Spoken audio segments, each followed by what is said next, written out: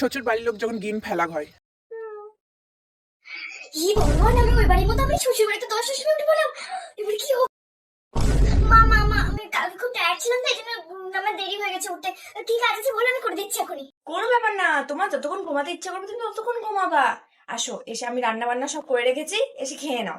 তুমি রান্না করেছো? হ্যাঁ, তোমার আসার আগে আমি যেমন রান্না করতাম, তোমার আসার পরেও আমি তেমন রান্না করছি।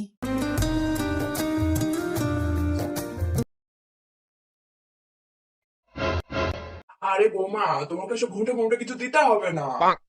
সম্মান তো মন থেকে আসে না বৌমা, আর তুমি তো আমার মেয়ের মতো। তাহলে কি গো, শুনছো তোমার ফোন বাজছে? তোমার বন্ধু বান্ধবরা ফোন করেছে। আরে কোনো ব্যাপার না, আমি পরে কথা বলে নেব। নতুন নতুন তো আমার বিয়ে হয়েছে, পরে কথা বললেই হবে। বিয়ে হয়েছে তো কি হয়েছে, বন্ধু বান্ধবকে ভুলে যাবে না? কেন, কথা বলো। হ্যাঁ বল। বোমা, তুমি এগুলো কি করছো? এইগুলো এইগুলো মানে বিয়ের আগে তো শর্ট শর্ট ড্রেস পরতাম, হাতা কাটা এগুলো সব পরতাম, এই কারণে এখন তো বিয়ে হয়ে গেছে, তাই এখন ভাবছি যে এগুলো আমি দিয়ে আসবো। তুমি দিয়ে আসবে কেন? তুমি পড়বা, তুমি বিয়ের আগে যেমন পড়তে বিয়ের পরও সেরকম পড়বা, কেউ কিচ্ছু বলবে না।